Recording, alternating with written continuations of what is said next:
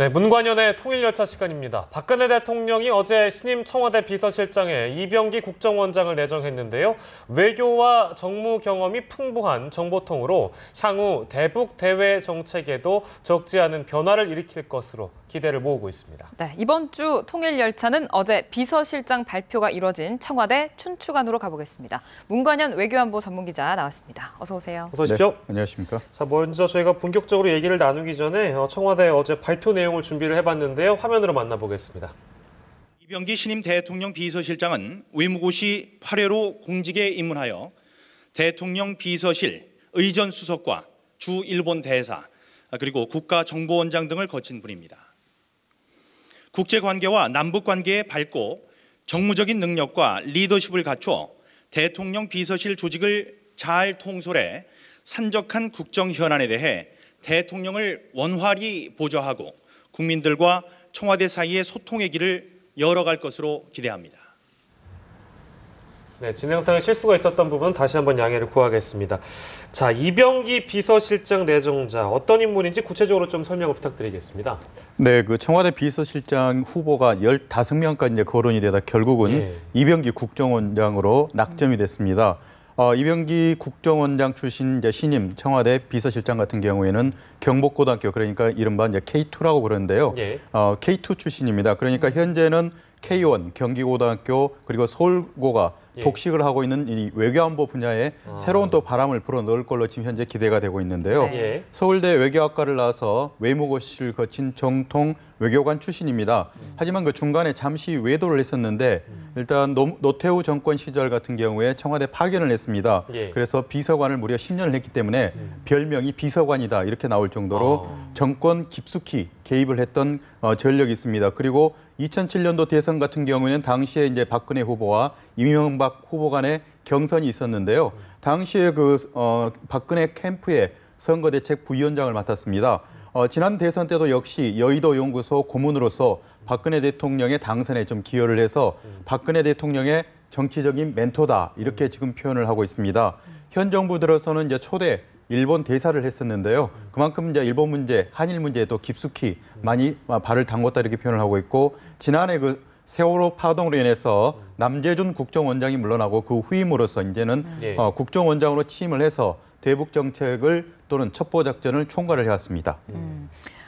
이병기 국정원장 하면 97년에 황장엽 망면 작전 주도한 인물로 유명하잖아요. 이게 당시 세계적인 어떤 사건이었는데 그때 했던 역할이나 구체적인 상황 좀 얘기를 해주세요. 네, 그 황장엽 하면은 이제 그 김일성 대학 철학과 교수였습니다.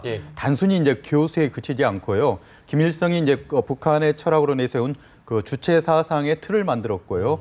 김정일에게 있어서는 그 철학적인 교사 역할을 했기 때문에 북한으로서는 굉장히 중요한 역할입니다. 실제로 1965년도부터 김일성 대학 총장을 했었고요. 72년도부터 무려 11년 동안 우리로 말하면 이제 국회의장에 해당하는 최고인민회의 의장을 역임했기 때문에 북한으로 봐서는 뭐 당, 정, 군뿐만이 아니라 교육 이런 사상 부분까지 어떻게 보면 정신적 지주라 할 수 있는 그러한 존재였습니다. 그렇기 때문에 오히려 그 행동의 폭은 좀 자유로웠기 때문에 국제학술 세미나에 자주 참여를 해서 주체 사상에 대한 선전 활동을 했었는데요. 1997년 2월 달에 당시에 일본에서 열렸던 학술 세미나에 참석을 하고 베이징을 거쳐서 이제 평양으로 돌아갈 예정이었는데 베이징에서 잠시 머무르고 있던 상황에서 당시에 같은 그 베이징에 있는 한국 총영사관에 망명 신청을 했습니다. 이때부터 북한에서는 이거는 그 망명이 아니고 납치다. 그리고 국제사회에서 특히 미국의 정보기관 CIA 같은 경우 우리 안기부, 일본, 중국 모든 나라가 서로 이 황장엽이라는 거물을 자기 나라로 끌어가기 위해서 첩보 작전을 벌였는데 007 작전은 저리 가라 할 정도로 아주 치열한 첩보전을 벌였습니다. 그만큼 황장엽 비서가 당시에 어디로 행선지를 결정하에 따라서 남북관계뿐만이 아니라 북미관계 또는 이제 세계 사상 질서에 엄청난 그 변화를 가져올 수 있었기 때문에 누가 황장엽을 끝까지 해서 데려가냐가 결국은 중요했는데 당시에 우리 그 안기부에 해외 정보를 총괄하는 담당자가 이병기 2차장이었습니다. 이병기 차장이 당시에 나서서 황장엽을 우리나라로 데려오는 그 첩보 작전을 벌였었는데요. 네. 무려 이제 67일 동안 이 작전이 이어졌고 결국은 이제 황장엽 비서 같은 경우에는 필리핀을 거쳐서 결국 서울 공항으로 안착을 했는데요. 그 공로로 인해서 이병기 차장에게는 그 이후로도 항상 북한에 있어서는 가장 중요한 이런 대북통이다 이런 그 꼬리표가 따라다니고 있습니다. 네. 이병기 신임 비서실장 임명을 하고 나서 보니까 지금 말씀하신 것처럼 그만큼 북한을 잘 아는 사람이라는 건데 박근혜 대통령이 남북 정상회담까지 고려하는 거 아니냐라는 분석도 있던데요. 네, 맞습니다. 그 분단 70년, 광복 70주년을 맞이하는 올해는 남북한 공이 모두 다 정상들이 남북 정상회담 개최의 어떤 당위성, 필요성에 대해서 언급해 놓은 상태입니다. 예. 박근혜 대통령도 신년 기자회견을 통해서 정상회담 개최를 못할 이유가 없다 그랬고요. 김정은 제1위원장 역시도 이제 최고위급이라고 표현을 했는데요. 이는 역시 이제 정상회담인데 이것 또한 못할 이유가 없다고 했지만 이 큰 틀 차원에서는 양국의 정상들이 정상회담을 개최해야 한다고는 이렇게 필요성은 역설을 했지만 예. 정작 이제 저 작은 구체적인 디테일한 접근에서는 실무적인 협조가 굉장히 필요한데요. 특히 비서실장 역할이 가장 중요하다고 볼 수 있습니다. 하지만 그 전임 김기춘 그 비서실장 같은 경우에는 아무래도 이제 검찰 출신이기 때문에 남북 관계나 외교안보 현안을 푸는 데는 아무래도 그 한계를 스스로가 갖고 있었지 않냐 이렇게 볼 수 있기 때문에 현재까지 봤을 때는 그 이병기 비서실장의 어떤 그 취임으로 인해서 박 대통령이 남북 정상회담은 이제는 하나의 천군만마를 얻은 것처럼 하나의 어떤 그 탄력을 얻을 가능성이 높다 이렇게 볼 수가 있겠습니다. 그 주일 대사를 지낸 경력도 있기 때문에 이게 또 북한과의 관계 못지않게 지금 현재 일본과의 관계 경색도 있는 상황에서 어떤 대일 관계를 타개할 수 있는 좀 더 업그레이드 시킬 수 있는 사람이 아닐까라는 분석도 있는데 이건 또 어떻습니까? 네, 그 이명박 대통령이 독도를 방문했던 것은 이제 박 대통령이 취임하기 전해 일인데요.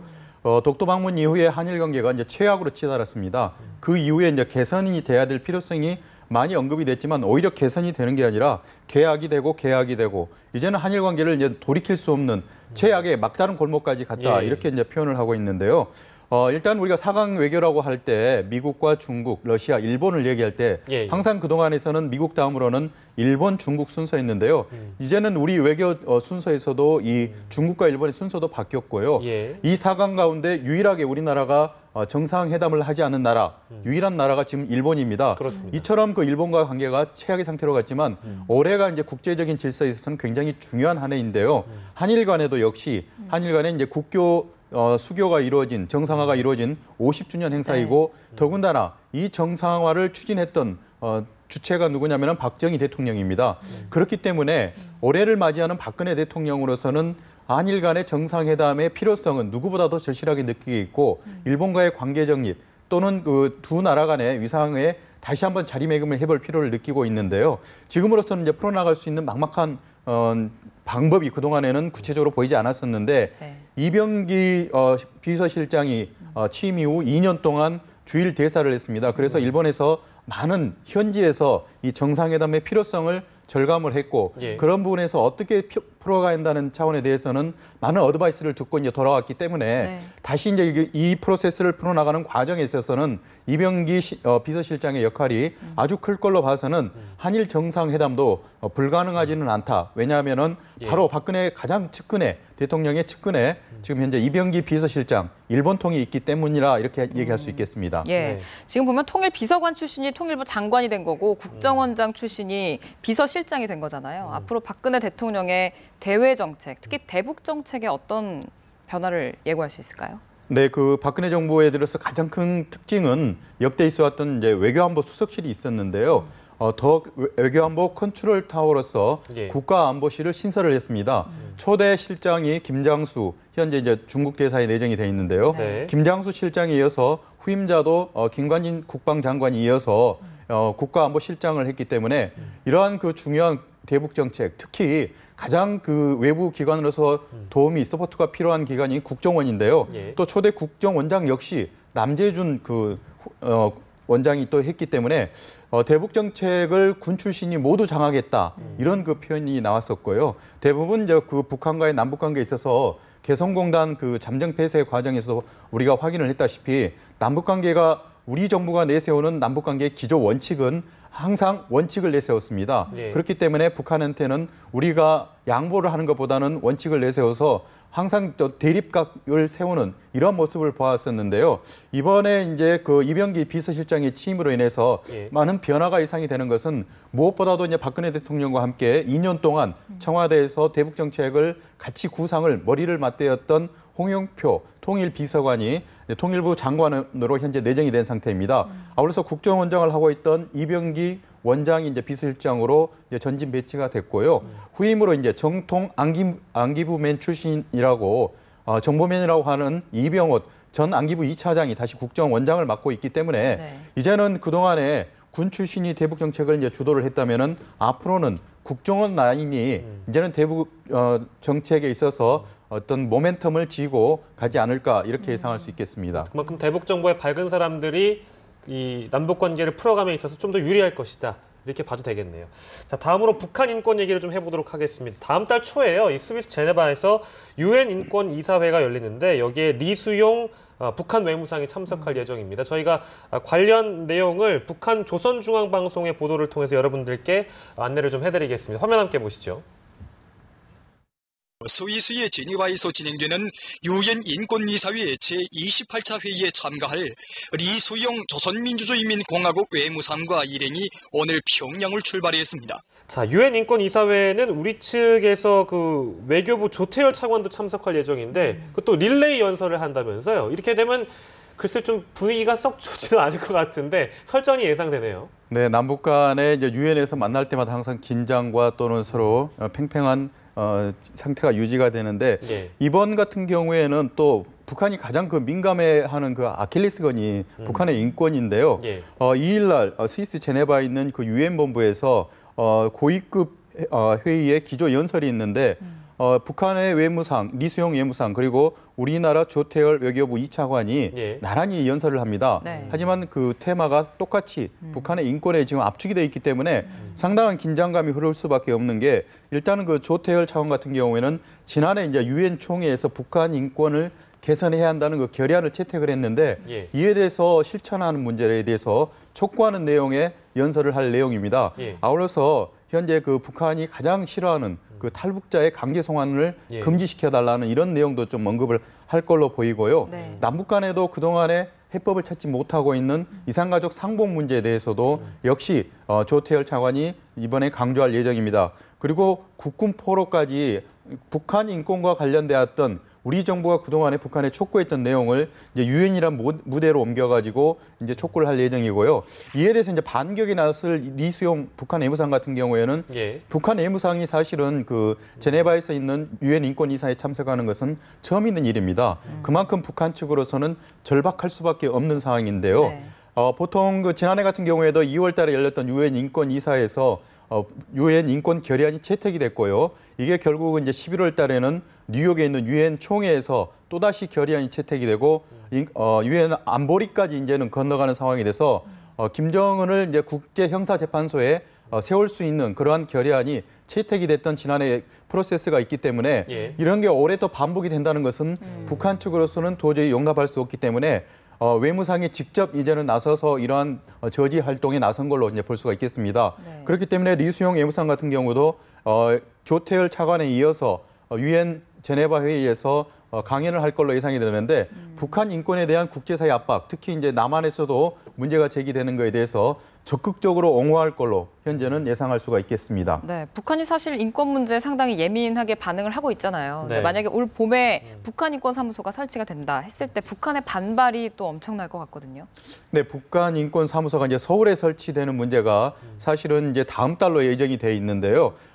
지금 현재까지는 서울 시내와 인천에 있는 그 송도 두 군데 지금 후보지로 압축이 되어 있는 상태입니다. 네. 일단은 많은 분들이 만약에 이제 서울에 북한 인권 사무소가 설치가 될 경우에는 북한 인권에 대한 논의가 예. 본격적으로 또는 구체적으로 이루어지지 않을까 이렇게 예상을 하고 있는데요. 예. 일단 그 북한 인권에 대한 실태를 고발을 하는 데 대한 이제 접수를 할 가능성이 높으니까 북한 인권에 대한 그 문제 제기가 남한의 수도 서울에서 이루어진다고 봤을 때 북한 측으로서는 이에 대해서도 굉장히 민감하게 반응하지 않을 수가 없는 상태입니다. 예.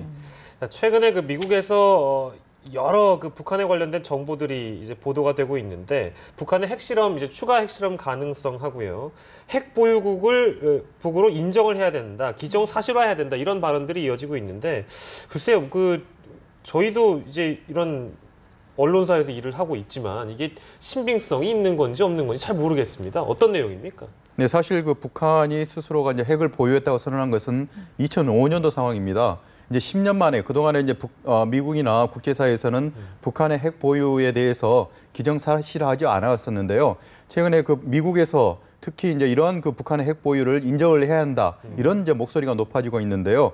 잭슨 연구원 같은 경우에는 북한을 핵무기 보유 국가라고 직접 이제 분류를 했습니다. 하지만 몇 기를 가지고 있는 데서는 자신 있게 얘기할 수 없다 이렇게 이제 발을 뺐는데 네. 조엘 리트 같은 경우는 우리에게도 잘 알려진 38로스를 운영하고 있는데 조엘 리트 같은 경우는 그 산술적으로 계산을 해봤을 때 현재 북한이 10개에서 16개의 핵무기를 보유하고 있을 것이다 이렇게 추정을 했습니다. 이런 추세로 만약에 간다고 봤을 때 2020년이 되면은 북한이 핵무기를 100개까지 보유할 수 있다. 이런 엄청난 그 어떻게 보면 최악의 시나리오를 내놓았는데요. 네. 미국의 싱크탱크인 헤리티지 재단 역시도 네. 북한의 핵과 미사일 그리고 이제 드론 등에 대해서 그리고 사이버 전력에 대해서는 미국 본토와 미국 정부를 위협할 수 있는 수준이다 이렇게 얘기를 하고 있습니다. 이러한 그 미국의 입장 변화, 왜 10년 동안 북한이 핵을 가졌다고 떠들어댈 때도 전혀 이제는 무시 전략으로 나가던 미국이 그러니까요, 예. 미국의 이런 그 기정사실화하는 분위기가 나올까에 대해서 많은 분들이 지금 궁금해하고 있는데요. 일단은 많은 사람들이 이제 그 북한의 핵과 미사일이 결합된 이러한 상태가 가장 우리가 막을 수 있는 방법은 뭐냐면은 미국이 내세우고 있는 사드입니다. 예. 현재 미국의 사드를 한반도에 배치하는 문제를 놓고 한미 간뿐만이 아니라 중국과 러시아, 북한까지 얽혀가지고 굉장히 민감한 방정식이 지금 돌아가고 있는데요. 미국은 어떤 식으로든지 이 사드 배치에 대한 당위성을 확보를 하기 위해서는 일단 북한의 위협에 대해서 극대화시킬 필요가 있다는 게 이런 분석이 나오고 있는데요. 예. 일단은 북한이 핵을 가지고 있고 네. 그리고 이런 핵을 탄두에 실어서 날려보낼 수 있는 미사일 이런 능력까지 확보가 됐다는 것을 기정사실화하고 한다면은 네. 사드 배치에 대한 논의가 손쉽게 진행이 될 수 있다 이렇게 보기 때문에 미국의 이런 그 입장 변화는 결국은 사드를 배치하기 위한 하나의 전략이 아닌가 이렇게 분석하는 분들이 많이 있습니다. 예, 어쨌든 우리하고 미국하고 북한 핵을 바라보는 인식이 지금 다른 건데 인식이 다르면 안보 대응도 달라질 수가 있잖아요. 같이 발맞춰서 가야 되는데 여기에는 문제가 없을까요? 네, 그 사드 배치를 둘러싸고는 그 한미 간에는 아직 공식적인 협의가 없다는 이러한 그 모호한 입장으로 우리 정부는 계속 그 국민들에게 이제 설득을 하고 있는데요. 네. 이제는 그 미국과의 관계에 있어서 그 사드 배치는 결국은 한미 간의 문제만이 아니고 남북 간의 그리고 한중 간의 문제와도 모두가 맞물려 있기 때문에 그동안에 있었던 이런 자세보다는 이제는 그 우리 정부로서도 미국의 사드 배치에 대해서는 국민들과는 이제 본격적인 그 논의를 진행을 해야 되지 않겠는가 예. 이렇게 보고 있습니다. 자, 내일 모레면 이제 한미연합훈련이 시작이 되는데 북한이 뭐 그 한미연합훈련 한다고 그러면 시작 전부터 뭐 도발한다 그러고 막 막말하고 이러잖아요. 뭐 지금 이제 비난 수위가 계속해서 고조되는 걸로 봐서는 혹시라도 또 도발하지 않을까 걱정되는데 어떻게 보십니까? 네, 오늘 그 북한 매체에 보면 그 답이 나와 있는데요. 예. 일단은 그 북한이 내세우는 가장 지금 현재 미국을 반미 교향의 그 가장 기본이 되는 것이 전승기념관입니다. 이 전승기념관에는 미국과 전쟁을 했던 6.25 때 획득한 이러한 물자들을 전시하면서 미국에 대해서 지금 반미 활동을 선전하고 있는데요. 예. 김정은 제1위원장이 직접 방문을 했습니다. 그래서 미국에 대해서 여러 가지 지금 그 반미 운동을 얘기를 하고 있고 특히 이곳에는 미국으로부터 빼앗은 푸에블레호까지 지금 전시가 되고 있는데요. 이러한 김정은의 행보는 결국은 미국이 북한을 만약에 무력적으로 공격할 경우에는 과거에 6.25 때 또는 그 68년도 푸에블레호 사건처럼 무력으로 응징할 수밖에 없다는 이러한 그 북한의 메시지가 담겨 있는데 중요한 것은 그 김정은의 전승기념관 방문 과정에서 황병서 인민군 총정치국장을 4개월 만에 북한의 권력서에 2위로 끌어올렸습니다. 예. 지금같이 민감한 시기에 군사적으로 북미 간에 또는 남북 간에 긴장이 고조된 상황에서 그동안에 2인자 자리를 빼앗겼던 황병서를 다시 이렇게 힘을 실어주는 것은 결국 이제 북한이 뭔가 군사적인 힘을 갖다 발휘하려고 하는 네. 의도가 아닌가 이렇게밖에 해석할 수가 없습니다. 일종의 제스처이기 때문에 도발 가능성은 충분히 있다. 이렇게 저희가 정리를 하도록 하겠습니다. 지금까지 문관현 외교안보 전문기자와 함께했습니다. 고맙습니다.